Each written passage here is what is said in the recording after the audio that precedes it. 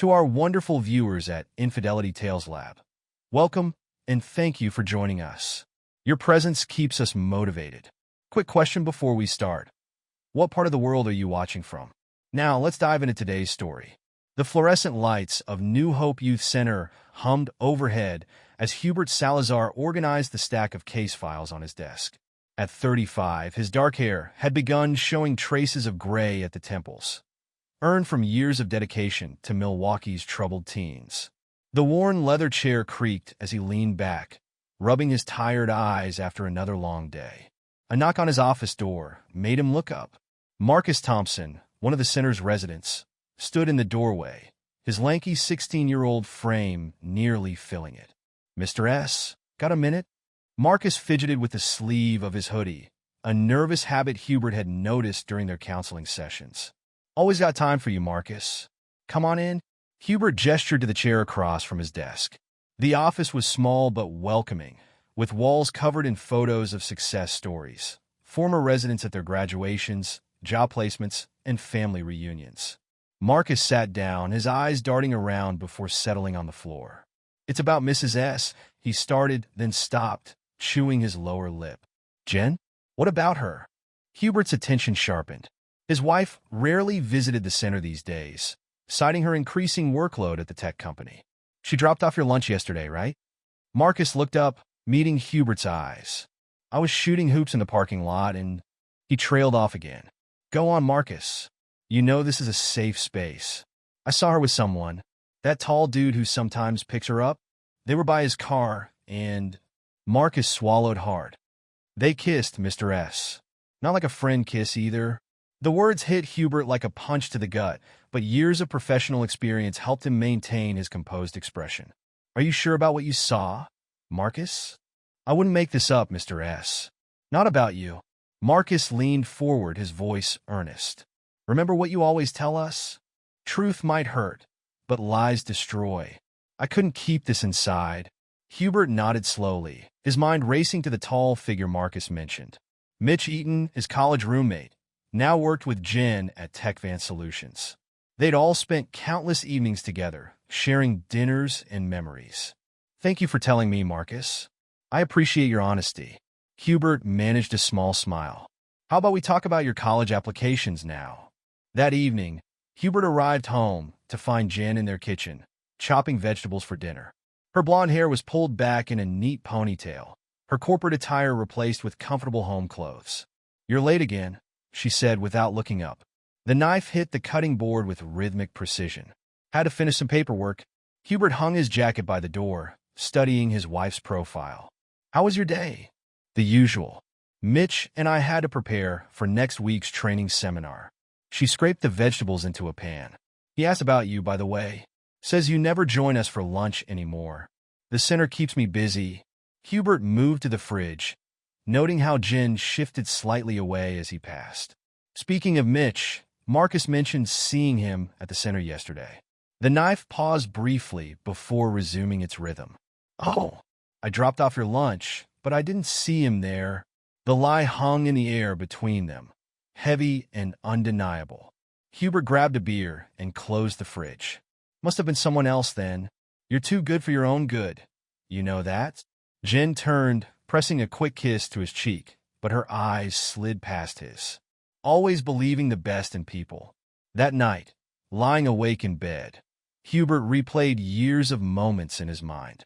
The gradually shortened kisses, the increasing late nights at work, the way Jen's phone always face down now. The signs had been there, he realized, but like so many of his teens' parents, he'd chosen not to see them. Sunday dinner at the McKee household had been a tradition since Hubert was a child. The familiar scent of his mother's pot roast filled the air as he helped set the table, while his father Bob argued politics with Claire in the living room. "Jen couldn't make it again?" Sonia McKee's voice carried a strange note as she checked the roast. "Working late. Big project coming up." The excuse fell hollow on Hubert's tongue. Claire appeared in the kitchen doorway, her dark hair matching their mother's. "That's the third Sunday in a row, isn't it?" "She's been busy." Hubert arranged the silverware with precise movements. "The tech industry doesn't sleep. Neither does betrayal," Claire muttered. then quickly turned away to adjust the place setting. Their father entered, his newspaper tucked under his arm. Speaking of tech companies, I ran into Mitch at the golf club yesterday. He's doing well for himself these days. Bob, Sonia's tone carried a warning. Not now. Hubert looked between his parents, noting the quick glances they exchanged. What about Mitch? Nothing important. Bob McKee settled into his chair. Just business talk. Say, Sonia, didn't you want to tell Hubert about our trip? Oh, yes. His mother brightened with obvious relief at the change of subject. We're going to Vegas next month. For a conference. You should join us, sweetheart. Take a break from the center. Claire snorted into her water glass. A conference, right? It could be fun, Sonia pressed on. Make it a family trip. You work too hard, Hubert. I'll think about it. Hubert served himself pot roast, noting how his mother's hand trembled slightly as she passed the gravy. Though someone needs to keep the center running, Jen seemed interested when I mentioned it, his mother added. Though she thought you might be too busy. You discussed this with Jen? Hubert's fork paused halfway to his mouth. She stopped by last week to borrow a recipe. Sonia busied herself with her plate.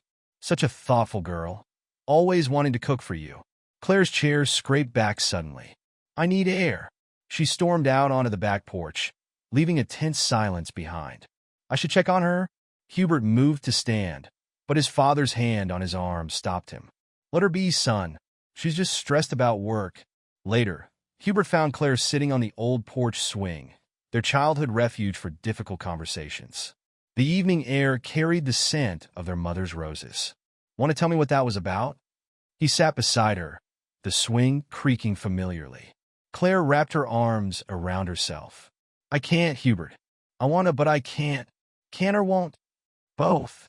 She turned to him, moonlight revealing tears in her eyes. Just pay attention, okay? To everything. And know that I love you, big brother. Claire, you're scaring me. Good. She wiped her eyes. Maybe fear will make you see what love's been blinding you to. The morning sun cast long shadows across Hubert's office when his phone rang. Sally Newton's name flashed on the screen, an unusual sight. Mitch's girlfriend of 2 years rarely called him directly.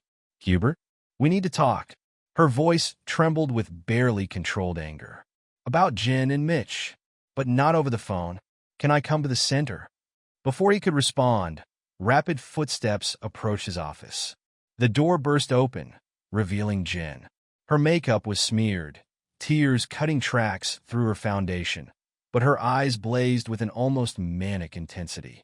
Don't listen to her. Jen's voice cracked. Whatever Sally tells you, it's lies.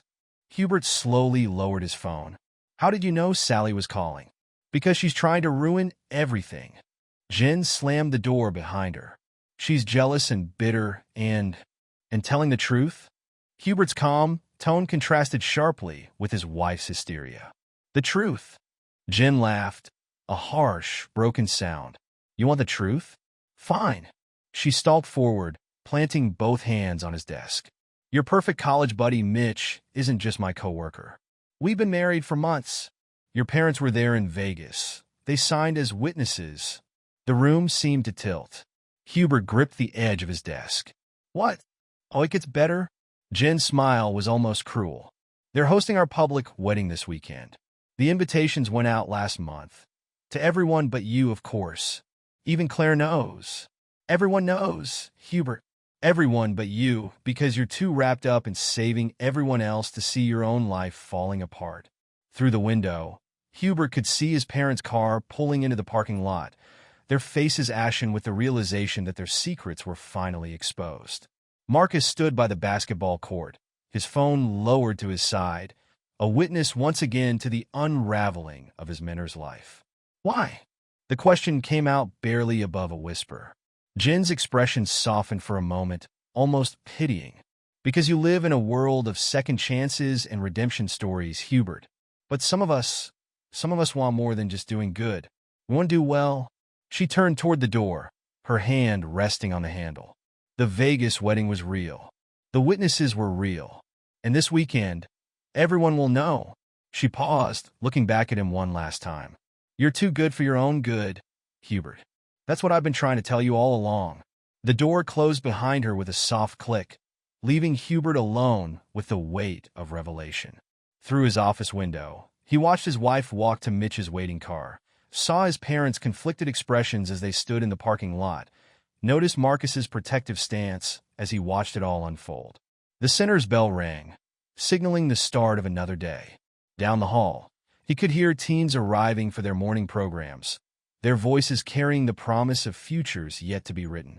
Despite everything, or perhaps because of it, Hubert knew his place was here, helping others navigate their own paths through betrayal toward truth. Marcus appeared in the doorway. "For what it's worth, Mr. S., we all knew something was wrong. We just didn't know how to tell you." "Sometimes," Hubert replied, "the hardest truths come from the most unexpected places." He stood straightening his tie. "Let's get to work. These kids need us more than ever now." As he walked into the hallway, Hubert carried with him the weight of betrayal and the strength of truth. Act 1 of his life story was ending, but in its closing chapters lay the seeds of something new, a testament to the resilience of the human heart and the power of chosen family over the lies that seek to destroy it. Sally Newton sat in her car outside New Hope Youth Center, one hand resting protectively over her barely visible pregnancy, the other clutching a manila envelope. Through the windshield, she watched Jen storm out of the building and speed away in Mitch's car. The moment she'd been dreading and planning for had arrived sooner than expected. Inside her laptop bag, months of investigation sat organized in meticulous folders. What had started as simple suspicion about her boyfriend's late nights had led her down a rabbit hole of corporate fraud that threatened to destroy not just a relationship, but an entire community's trust. The center's front desk receptionist smiled as Sally entered. "Mr. Salazar is in his office. Rough morning up there." "I know." Sally adjusted her press badge, tucked discreetly inside her blazer. "I'm afraid it's about to get rougher." Hubert stood at his window when she entered, his shoulders carrying the weight of fresh betrayal. "Sally, I guess you heard about the Vegas wedding?" "That's just the surface, Hubert." She placed the envelope on his desk. "There's something you need to know about me first. I'm not just Mitch's girlfriend. I'm an investigative journalist with the Milwaukee Sentinel." Hubert turned, his expression shifting from personal pain to professional wariness. "And you're here because 6 months ago, I noticed discrepancies in TechVant's charitable giving reports." Sally opened her laptop, pulling up spreadsheets and transaction records. "Your wife and Mitch haven't just been having an affair. They've been running an elaborate embezzlement scheme, siphoning money from the company's philanthropic division." "That's a serious accusation." Hubert sat heavily in his chair. "It gets worse." Sally touched her stomach unconsciously. "The money they've been stealing?" A significant portion was earmarked for this center. Hubert's face paled. He reached for a drawer, pulling out the center's financial reports. "Our funding has been decreasing. We've had to cut 3 programs in the past year. I thought it was just the economy." "It wasn't." Sally turned her laptop screen toward him. "Look at these transactions. Every month, donations meant for New Hope were diverted through a series of shell companies. Mitch set them up, but Jen's signature is all over the paperwork." The revelation hit Hubert like a physical blow. His hands trembled as he compared the documents. "These dates, they match exactly when we had to cut our after-school tutoring program. 20 kids lost their safe space because we couldn't afford to keep the lights on. There's more." Sally's voice softened. "That Vegas marriage? It's not legal. Mitch is still legally married to someone in Arizona. A marriage he conveniently forgot to mention to me, too." A knock at the door interrupted them. Karen Huynh, the center's accountant, stood in the doorway, her usually quiet demeanor replaced with fierce determination. "Mr. Salazar? I've been tracking these missing donations for months." She approached the desk, her own stack of papers in hand.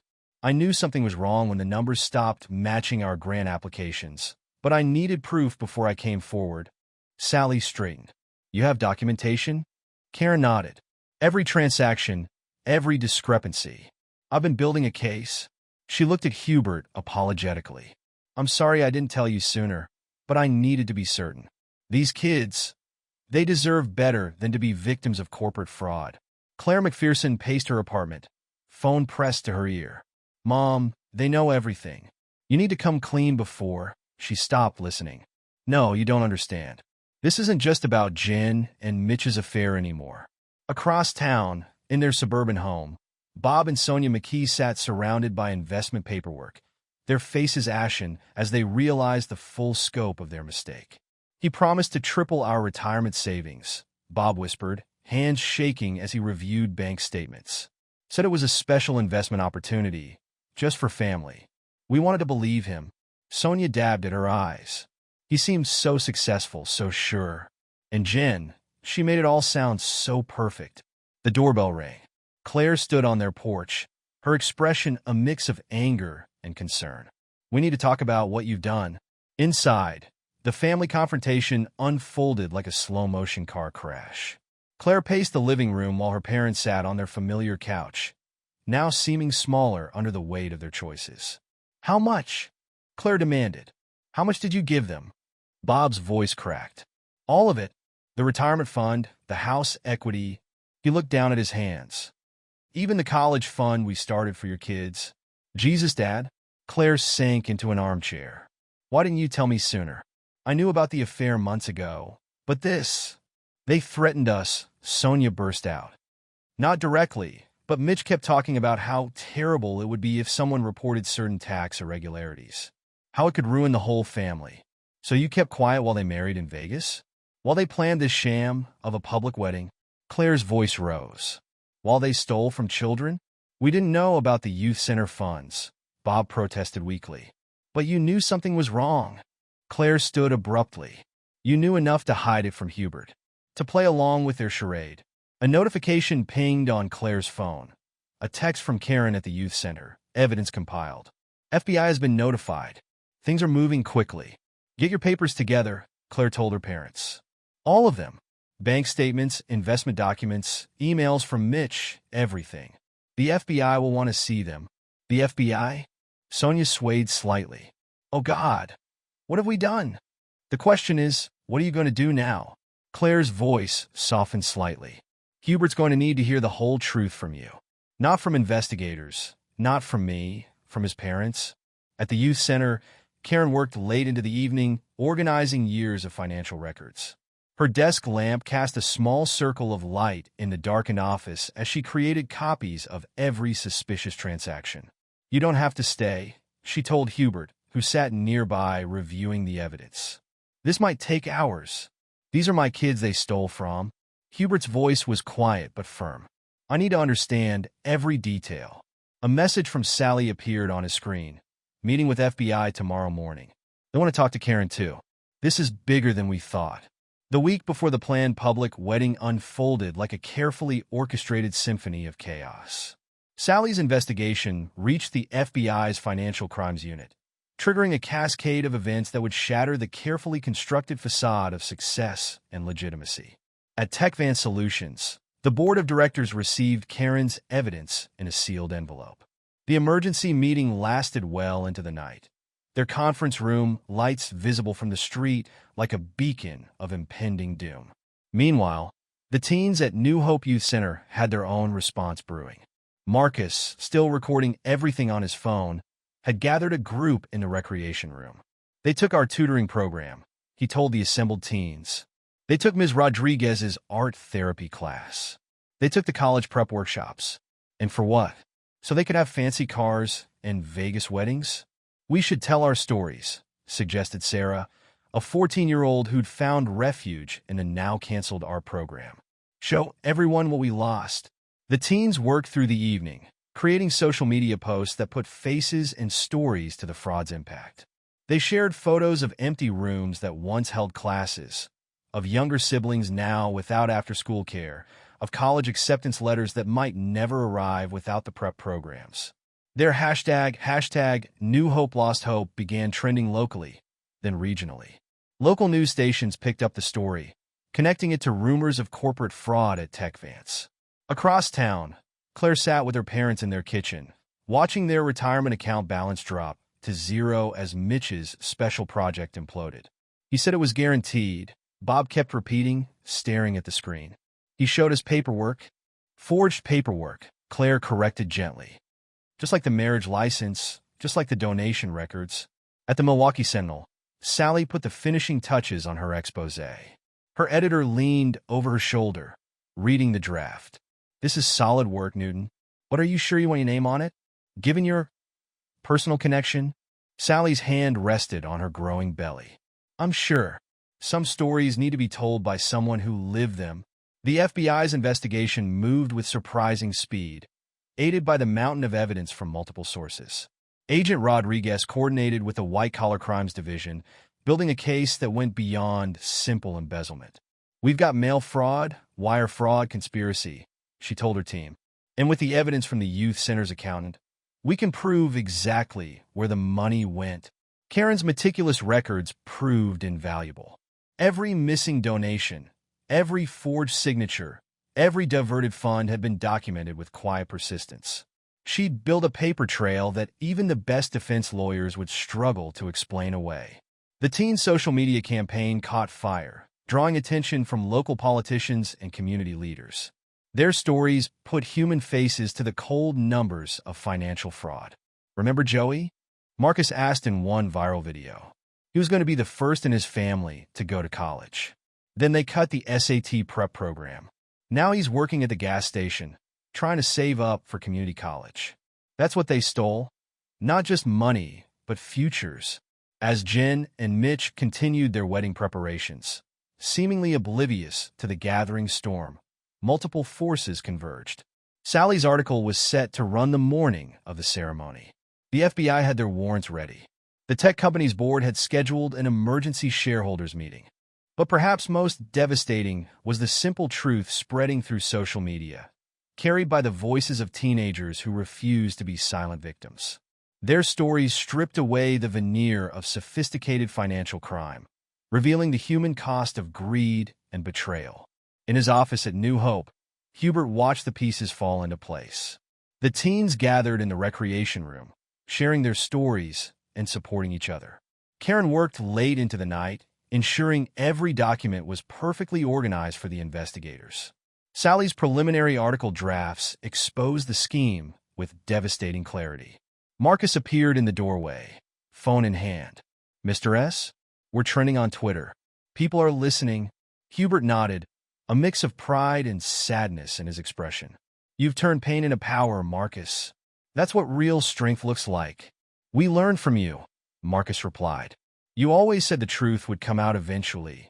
As the sun set on the last day before the planned wedding, Hubert stood at his office window. Below, teens gathered in small groups, sharing their stories with local news crews.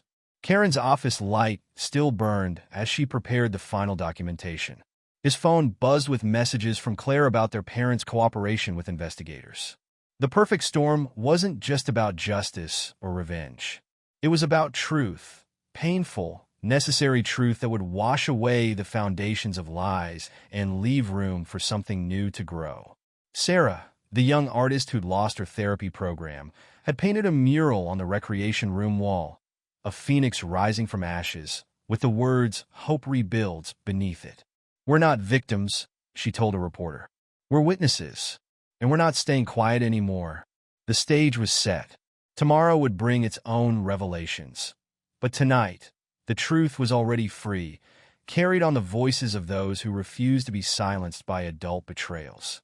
The Grand Plaza Hotel buzzed with activity on Saturday morning. Crystal chandeliers cast prismatic patterns across the marble floors as hotel staff arranged white roses and golden ribbons throughout the ballroom.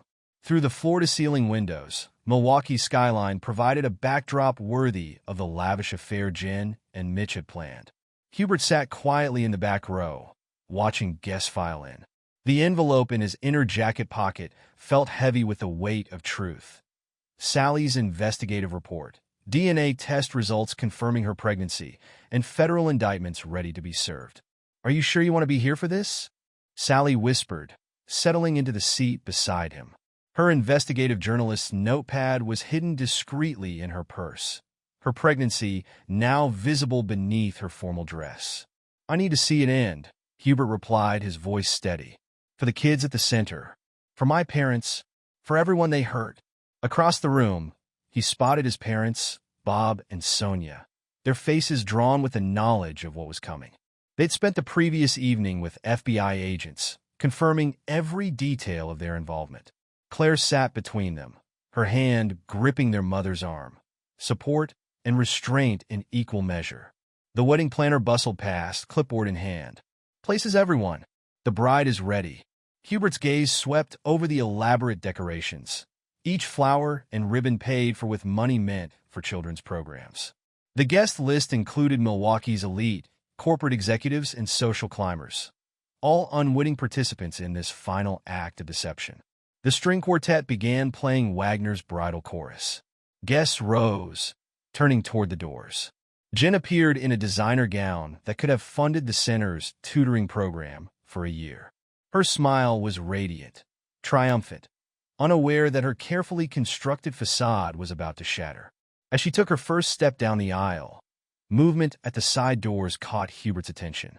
FBI agents in formal wear began positioning themselves strategically around the room. Agent Rodriguez, dressed to blend with the wedding guests, caught his eye and gave a subtle nod. Mitch stood at the altar, beaming with the confidence of a man who thought he'd gotten away with everything. His best man shifted uncomfortably. He'd been interviewed by the FBI the day before and knew what was coming. Jen reached the halfway point of the aisle when the first agent moved. "FBI, everyone stay calm." The music screeched to a halt. Guests gasped as agents appeared at every exit, badges raised. "Mitchell Eaton," Agent Rodriguez's voice cut through the chaos. "You're under arrest for wire fraud, embezzlement, and bigamy." "What?" Jen spun toward Mitch, her bouquet falling forgotten to the floor. "Bigamy?" Jennifer Watson, another agent, approached her. "You're also under arrest for conspiracy to commit fraud and embezzlement of charitable funds." The crowd erupted in confused murmurs. A photographer's flash captured the moment Mitch tried to run, only to be caught by two agents near the emergency exit. Jen stood frozen in her $1,000 gown as agents read her rights. "The evidence is irrefutable," Agent Rodriguez announced to the stunned guests. "Years of fraud, stealing from charitable donations meant for underprivileged youth. And yes, Mr. Eaton's existing marriage in Arizona makes this ceremony more than just a sham. It makes it a crime." Sally stood, her journalist's instincts taking over. "Don't forget the part where they emptied his parents' retirement accounts," she called out, "or how they threatened people into silence." Hubert watched as the truth unfolded before Milwaukee's social elite. The looks of shock and disgust on their faces reflected the betrayal he'd felt learning about the scheme. But now, something else mixed with the pain, relief, justice. Claire approached him as the agents led Jen and Mitch away. "You okay?" "I will be," he said, watching his former wife's white dress disappear through the hotel's service entrance. "The kids at the center will have their programs back. That's what matters." 3 months passed like a slow exhale after holding your breath too long. The youth center's halls gradually filled again with the sounds of programs returning, thanks to the restitution payments ordered by the court. Hubert stood in the doorway of the newly reopened art therapy room, watching Ms. Rodriguez guide teens through their expressions of pain and healing on canvas. The room had been empty for months after the funding cuts. Now it vibrated with color and life. Karen Huynh approached, a stack of files in her arms. Her recent promotion to financial director came with an office upgrade, but she still preferred to work close to the action. "The first quarter reports are ready," she said, her quiet confidence a stark contrast to the uncertainty that had plagued the center during the fraud. "We're not just stable, we're growing." "Thanks to you," Hubert replied. "Your documentation made this possible. We all did our part." Karen smiled, then grew serious. "Your parents are here. They're waiting in the conference room." The walk to meet them felt longer than usual. Through the conference room's glass walls, Hubert could see Bob and Sonia McKee sitting close together, looking smaller than he remembered from Sunday dinners that now seemed a lifetime ago. Claire was there too, standing by the window. She'd taken on the role of family mediator, working tirelessly to help their parents understand and make amends. "The bankruptcy paperwork is finished," Bob said as Hubert entered. "The house is sold. We're moving into a small apartment next week." Sonia reached for her son's hand. "We're so sorry, Hubert. We got caught up in the promises, the dream of a secure retirement." We never thought about the kids who would suffer. Hubert's voice was gentle but firm. About what your silence cost. That's what keeps me awake at night, Bob admitted. Not the money we lost, the children we hurt by staying quiet. Claire moved to stand behind their parents. They've been volunteering here twice a week. Mom's been helping with the literacy program, Dad with maintenance. Small steps, but sometimes good people make terrible choices, Sonia said softly. But that doesn't mean we can't find our way back. That's what you always taught the kids here, isn't it? Hubert looked at his family, broken but trying to rebuild. It's not about erasing the mistake, he said. It's about what you do after. Down the hall, Marcus's voice carried from the tutoring room where he helped younger teens with their studies. The same boy who'd first warned Hubert about Jen was now headed to college on a scholarship, turning his own pain into purpose. 1 year later, the youth center's expansion ceremony drew a crowd that spilled out of the new multipurpose room. Local news cameras captured the moment as Hubert approached the podium, the center's fresh paint and expanded facilities a testament to renewal. In the front row, Sally sat with her infant daughter, her press badge replaced with a consultant's ID. She joined the center's media team, helping teens learn to tell their own stories. Beside her, Karen arranged papers for the donor presentation that would follow, her organizational skills now focused on growing programs rather than tracking fraud. A year ago, Hubert began, this center faced its darkest hour. Programs were cut, trust was broken, and the future looked uncertain. He paused, looking out at the faces before him. Teens, staff, supporters, and family. But from betrayal, we built something stronger. The new building stretched behind him, its walls recently painted with murals designed by the art therapy students. Each image told a story of transformation. Phoenixes rising, bridges being built, hands reaching out to help others up. These walls now stand as proof that trust, once broken, can be rebuilt into something even more beautiful, Hubert continued. Our programs haven't just been restored, they've expanded. Where we once offered sanctuary, we now offer opportunity. Where we provided hope, we now provide futures. In the audience, Bob and Sonia McKee sat with Claire, their expressions a mix of pride and lingering regret. They become fixtures at the center, channeling their retirement years into volunteer work rather than golf courses. Karen caught Hubert's eye from her seat, offering a warm smile. Their weekly financial meetings had gradually evolved into coffee dates, then dinners. A slow, careful rebuild of trust neither had expected. They took their time, both knowing too well the cost of rushing into trust without foundation. After the ceremony, as families explored the new facilities, Marcus approached Hubert in the recreation room. The lanky teen who'd first spotted trouble in the parking lot now stood tall in his college sweatshirt, acceptance letter framed in the center's new success wall. Remember when I told you about Mrs. S in the parking lot? Marcus asked, watching younger teens play basketball in the new court. I felt bad keeping that secret, but look what you built from that truth, Mr. S.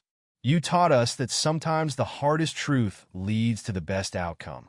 Hubert surveyed his reconstructed family, the teens shooting hoops and doing homework, Claire helping their parents set up for the evening celebration, Karen reviewing plans for next year's expansion, Sally's daughter crawling after a basketball while her mother laughed. The price of trust, he told Marcus, is being willing to rebuild when it breaks, and having the wisdom to recognize who's worth rebuilding with. A group of teens gathered around the new music room, their voices rising in an impromptu harmony. The sound carried through the halls, mixing with laughter from the art room and cheers from the basketball court. It was more than noise. It was the sound of hope drowning out the echoes of betrayal. Sarah, now leading the art therapy peer group, had painted words above the center's new entrance. Trust breaks, hope rebuilds. Below it, a guest book filled with signatures of lives touched and transformed by the center's work. Your next group's waiting, Marcus reminded Hubert, gesturing to the counseling room where new teens sat, ready to begin their own journeys of trust and transformation. Hubert nodded, straightening his tie. The weight of betrayal had lifted, replaced by the lighter but equally serious responsibility of rebuilding. As he walked toward the counseling room, He passed Karen heading to her office, their shared smile holding the promise of slow-grown trust. The center hummed with life, not just surviving betrayal, but transcending it. In every room, every program, every face, the message was clear. Family isn't about blood or marriage or legal documents. It's about who stands with you when the truth comes out, who helps you rebuild from the ashes of betrayal, who turns too good for your own good from an accusation into a strength. The laughter of children and families filled the new building, each sound a note in the symphony of hope that had risen from the ruins of broken trust. It wasn't just a happy ending. It was a new beginning, built on stronger foundations than before. Epilogue, 5 years later. The morning sun streamed through the windows of New Hope Youth Center's executive office, where Hubert Salazar reviewed the latest expansion proposals. At 40, his temples had grown silver, but his eyes retained their warmth. A wall of achievements behind his desk told the story of the center's transformation. Awards for community service, newspaper clippings about successful programs, and photos of graduates who'd broken cycles of poverty and pain. Karen Salazar, they'd married 2 years ago in a small ceremony at the center, knocked on his open door. The reporter from the Chronicle is here for the follow-up story. The young journalist waiting in the conference room wasn't interested in the center's success, though. Her notebook was already open to questions about the scandal that had transformed New Hope from a struggling youth center into a model of institutional resilience.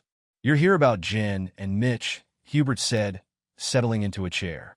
"They're being released next month," the reporter confirmed. "Early parole for good behavior." People want to know what happened after the headlines faded. Hubert exchanged glances with Karen. They'd received the notification last week. Both Jen Watson and Mitchell Eden would complete their 3-year sentences at the Federal Correctional Facility in Minnesota. The story didn't end with their conviction, Hubert began. The ripples touched everyone involved. Through court records and victim impact statements, the full scope of their scheme had emerged. Over 2 years, they'd embezzled more than $2.8 million from TechVant's charitable giving program. The money had funded their lavish lifestyle, luxury cars, exotic vacations, designer clothes, and finally, the infamous wedding that never was. Mitch's first wife in Arizona came forward after the arrest, Karen added, consulting a file. Revealed a pattern of financial fraud dating back to his college days. That's why he'd run to Milwaukee, changed jobs, started fresh. The reporter's pen scratched across paper. And Ms. Watson? What happened to her after sentencing? She wrote letters at first, Hubert said, trying to explain, to justify. Said she felt trapped by suburban life, by what she called my obsession with saving everyone, but her. The letters stopped when she realized I wouldn't respond. Through their attorneys, they'd learned that Jen had earned her GED in prison, then started teaching other inmates basic computer skills. Mitch had been less productive. 3 disciplinary incidents for running gambling schemes among fellow inmates. The restitution payments continue, Karen explained. They'll be paying back the stolen money for decades. Every cent goes to youth programs, not just here but across the state. Their debt became others' opportunity. The center's new building stood as testament to that transformation. The original structure now housed administrative offices and basic programs, while the expansion offered specialized services, mental health counseling, career training, family support services. "What about your parents?" the reporter asked. The court records show they lost everything. Hubert's expression softened. They found something better than retirement savings. Purpose. Bob and Sonia McKee had indeed lost their financial security, but their volunteer work at the center had evolved into part-time paid positions. Bob ran the building maintenance training program, teaching teens practical skills while keeping the facility in shape. Sonia coordinated the senior mentorship program, matching retirees with teens who needed stable adult guidance. They live in a small apartment now, Hubert said, but they're happier than they were in the big house. They found meaning in helping others avoid the mistakes they made. Claire had turned her experience into a career, earning a counseling degree and specializing in helping families recover from financial fraud. Her support groups met weekly at the center, turning victims into advocates. And Sally Newton? The reporter's pen paused. She broke the story, but then seemed to disappear. A smile crossed Hubert's face. He gestured to a family photo on his desk, a gathering at the center's 4th anniversary celebration. Sally stood proudly with her daughter Emma, now a precocious 5-year-old who spent afternoons in the center's new childcare program while her mother ran the expanded media department. Sally took the skills that exposed the fraud and turned them into tools for change, Karen explained. Our teens learn investigative journalism, digital storytelling, media literacy. They're telling their own stories now, preventing others from becoming victims. The center's success had inspired similar programs nationwide. Hubert traveled occasionally to consult with other organizations, sharing the lessons learned from betrayal and rebuilding. Marcus Thompson is one of our biggest success stories, Hubert said, pointing to a recent graduation photo. The teen who first spotted Jen in the parking lot? He's finishing law school now, specializing in nonprofit law. Says he wants to protect organizations like ours from people like them. As if on cue, teens' voices filtered through the window. The afternoon program's beginning. Art therapy in one room, coding classes in another, career counseling down the hall. Each program represented money restored, trust rebuilt, futures reclaimed. What will you do when they're released? The reporter finally asked. Hubert and Karen shared another look.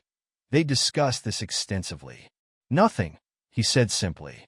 Their stories stopped being part of ours a long time ago. The truth was, New Hope had grown beyond its origin story. The scandal that could have destroyed it had instead revealed its strongest foundations. The teens who refused to be silent victims. The staff who chose integrity over convenience. The community that rallied around truth. We learned that betrayal doesn't have to define you, Karen said. It's the rebuilding that tells your real story. Later that evening, after the reporter left, Hubert walked the center's halls. The walls displayed art from Ms. Rodriguez's therapy classes, images of transformation, healing, hope. Sarah, the former student who'd painted their first Phoenix mural, now ran her own art therapy sessions for younger teens. In the new family counseling wing, Bob and Sonia McKee wrapped up their evening support group. They'd found a way to turn their shame into service, their regret into redemption. The computer lab hummed with activity as Sally guided teens through their digital journalism projects. Emma sat nearby, helping by drawing pictures for the teens' stories. The little girl who'd been born amid scandal now thrived in the community built from its ashes. Karen joined Hubert in their shared office, where they reviewed the day's successes and challenges. Their relationship had grown slowly, deliberately, built on a foundation of shared values and careful trust. The federal prosecutor called, she said. Mitch tried to pitch another investment opportunity to his cellmate's family. They've added 6 months to his sentence. Hubert shook his head. Some people never learned, never changed. But their choices no longer had power here. Through the window, he could see Claire arriving for her evening support group. She'd turned her own pain into a profession, helping others navigate the complex emotions of familial betrayal. The center's doors would close soon for the night, but tomorrow would bring new challenges, new opportunities, new stories of transformation. The betrayal that had nearly destroyed them had instead taught them all a profound truth. Family isn't defined by blood or marriage or legal documents, but by who stands beside you when everything falls apart, and who helps you build something better from the pieces. Marcus's law school graduation invitation sat on Hubert's desk, along with a note. Thanks for teaching me that truth matters more than comfort. Some lessons change lives. As Hubert and Karen left the office that evening, they passed the words Sarah had painted above the entrance years ago. Trust breaks, hope rebuilds. Below it, new additions tracked the center's growth. 5 years of expanded programs, thousands of lives touched, countless stories of redemption. The sound of teenage laughter echoed from the recreation room, where a new generation of kids found safety and support. They didn't know the full story of betrayal and redemption that had shaped this place. They only knew that here, they could trust, heal, and grow. In the end, that was the greatest victory over betrayal. Not the justice served or the money restored, but the proof that from the ashes of broken trust, something stronger could rise. New Hope Youth Center stood as testament to that truth. its walls echoing not with whispers of past betrayals, but with the sounds of futures being built. Jen and Mitch's impending release was just another chapter in a story the center had long since outgrown. They would return to a world where their names were footnotes in old news articles, while the institution they tried to destroy had transformed their greed into a foundation for others' growth.